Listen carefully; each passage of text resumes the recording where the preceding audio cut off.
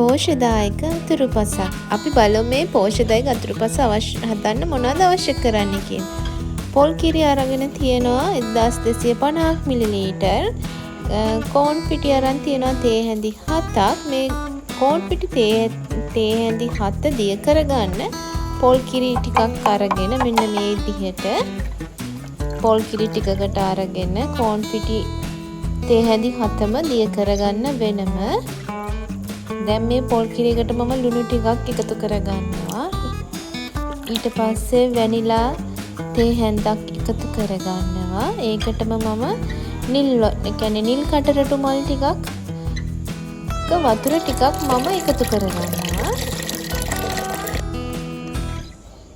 ඊට පස්සේ මේ මිශ්‍රණය මම ලිපේ තියලා ටිකක් රත් කරගන්නවා. හැබැයි දැම්ම දාගන්න එපා කෝන් පිටි දිය කරගත්තු ඒ කිරි ටික. මේ කිරි ටික ටිකක් රත් වේගෙන එනකොට තමයි අර අපි දිය කරගත්තු කෝන් පිටි ටික එකතු කරගන්න ඕනේ. ගොඩක් මෙන්න මේ ගානට ලාවට රත් වේගෙන එනකොට මම දැන් කෝන් පිටි ටික එකතු කරගත්තා. ඒ කෝන් පිටි ටික එකතු කරගෙන හැඳි ගන්නකොට අතට දැනෙනවා ඝන ගතියක්.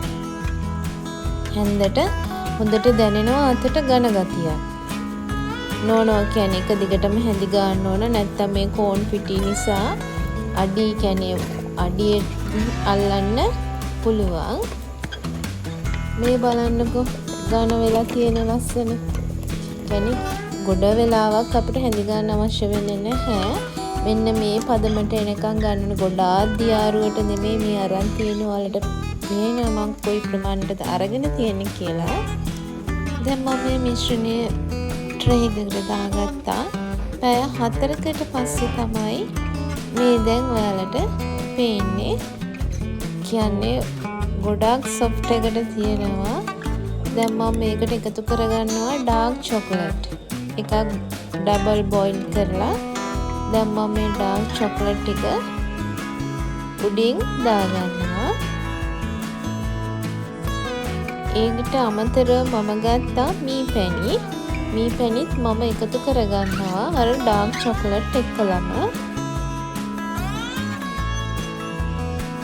මේ විදිහට මම ලස්සනට ඩාර්ක් චොකලට් උයි මී පැණි එකතු කරගන්නවා. බලන්නකො මේ ගොඩාක් සොෆ්ට් එකට කියන්නේ කෑලි කපා ගන්න පුළුවන් අපිට. හරිම රසයි. ඔයාලත් හදලා බලන්න.